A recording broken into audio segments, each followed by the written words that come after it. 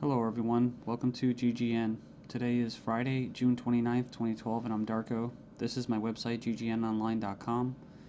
There's a poll up there, you can check on it and vote how long until a drone kills the first American on American soil. So far, the majority are saying within the next year, followed by the next 2 years. You can follow GGN with your email address, also on YouTube, ddarko2012 and ddarko2013. And if you'd like to help, you can donate right there. So, and there's also a little news archive there. So, I'm ready to go here, and we're going to cover the economy. And the biggest news, of course, is Obamacare approved. It was kind of shelved for a while there, and now it's back from the dead. So, and a little bit of eugenics, because you have financial warfare, and then you have social warfare, you have eugenics, and it kind of all just is immersed, right, in the same global agenda. So it says here, Obamacare approved, IRS to force Americans to buy health insurance. It says it's a victory for Obama and a travesty for the middle class. The Supreme Court upheld Obama's health care mandate, empowers the IRS to begin to regulate America's health care by 2014. Expect IRS thugs armed with shotguns knocking at your door to fine you almost $700 a person or $2,000 per household for failure to purchase health insurance. If you fail to pay the outrageous fine, expect to be sued by the IRS. It says here that revised healthcare laws remove the penalty of almost $250,000 in imprisonment up to 5 years. It says here this ruling allows the federal government to force citizens to enter a contract with private corporations to buy health insurance. This is happening just days before the 4th of July, when Americans won its independence from British tyranny, and now we face the same tyranny today. It says here by 2014, all Americans will have to submit or face being fined and sued by the Internal Revenue Service. The American people are already struggling financially with record unemployment, inflation, and trillions of dollars in national debt. By the time health insurance becomes mandatory, the middle class will be financially bankrupt. This is the reason why the military and police are preparing for martial law in the U.S. streets, says because people will revolt against the system that has basically turned people into financial slaves. So it says here that they're conditioning Americans with checkpoints and speed traps, army drones to spy on us.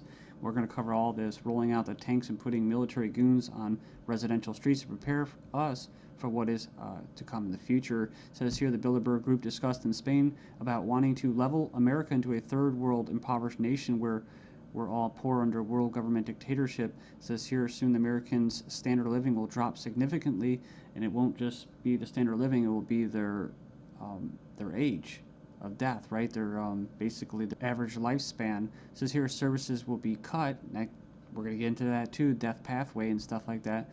Taxes will be increased until we become so poor that we are unable to fight, and resistance will be futile. As Americans issue split decision on healthcare ruling, nearly 2/3 believe politics played too great a role. So it says Americans are sharply divided over Thursday's Supreme Court decision on the 2010 healthcare law, with 46% agreeing and 46% disagreeing with the High Court's ruling that the law is constitutional. Then you have from the Daily Bail, Obamacare complicated. Check out the flow chart. And yeah, there's our buddy, the IRS, right there. But it's just a god-awful mess. And you have Secretary of Health and Human Services in the middle. All these different vested interests, all these different bureaucracies. And the biggest invested interest that helped write the bill was the insurance companies. And they're the ones that are going to basically, how could you say, not profit. Well, they will profit, but they're going to get the best advantage from this, right? And if you would like an anarchist perspective on the whole Obamacare thing, I think Stefan Molyneux did a pretty good analysis of this. I think he held back a lot. I think he's gone over it and made his point so many times, his argument, that he was actually kind of just laid back about it. So it's kind of nice. It's 18 minutes, not too long. The truth about Obamacare, yes, it's even worse than you think. And right here in the description, he puts in there the 6 facts that he presents in his argument. So fact 1, there is no law in the U.S. anymore. Basically what he's saying is that if they could just do anything, then there's no law, right? And it's tricky because, in quote, in a stateless society, there would be what? No law. Well, there would still be common law. See, this isn't common law. This is political law. That's why you have pigs, political law enforcement, and the like that are going to be enforcing this, federal agents and that. So in other words, what he's saying is that you might as well just have no government, because right here you have a dictatorship with, quote, laws, right? They have laws that basically write in a dictatorship. So we have here Obamacare is an admission that all previous government healthcare programs have failed. So, and this is true. I remember the recording, about Nixon and stuff like that, getting people on Medicaid. It doesn't really matter whether it's good or not. And in fact, costs have already doubled from initial estimates, and that's usually how it works. As soon as this gets closer to fruition, oh yeah, some hidden costs. Sorry, guys. Fact 4, 70% plus of healthcare issues result from individual choice.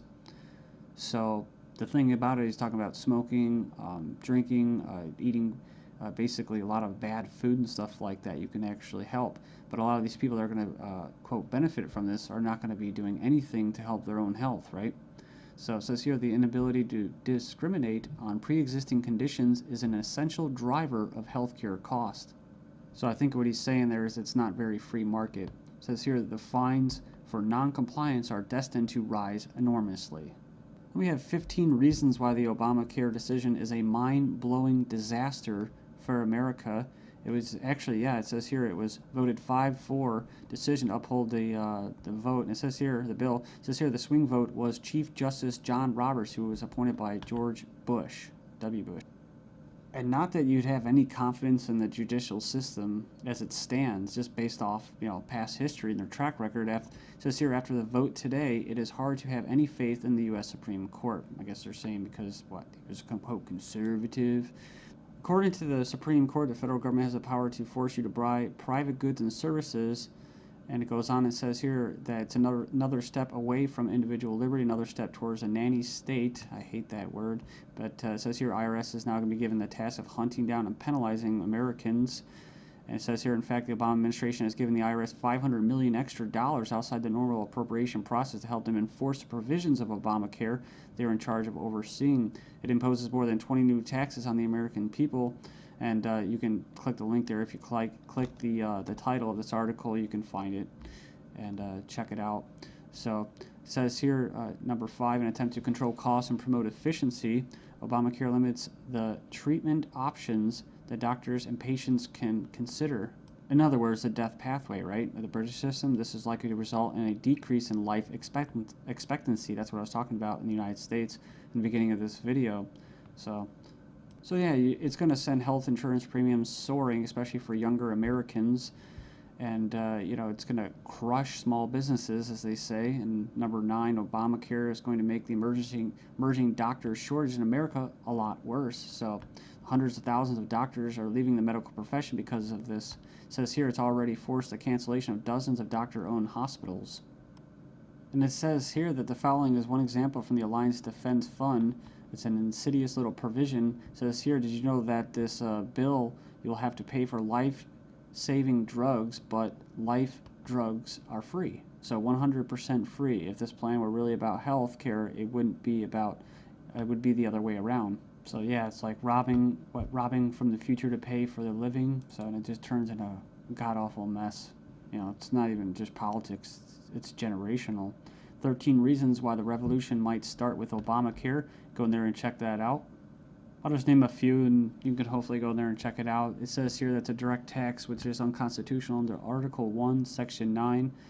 And you can go in there and read that. It says here it violates states' rights since federal government does not have the constitutional authority to take over healthcare as stated in the 10th Amendment outlined in the Bill of Rights. This mandate is involuntary servitude or slavery to big banks and insurance industries, neither slavery nor involuntary servitude except as punishment for a crime whereof the party shall be duly convicted. Basically, the 13th Amendment. So yeah, that's the federal government's 4th of July Independence Day present to Americans. It's pretty crazy. I mean, you think the timing of this was just happenstance? I bet it isn't. Let's just show you. Just give you a big middle finger right in front of your face. Stagnating life expectancies in the United States. Poor U.S. citizens live 5 years less than the affluent, but they don't talk, what about the middle class, right? So despite modest gains in lifespan over the past century, the United States still trails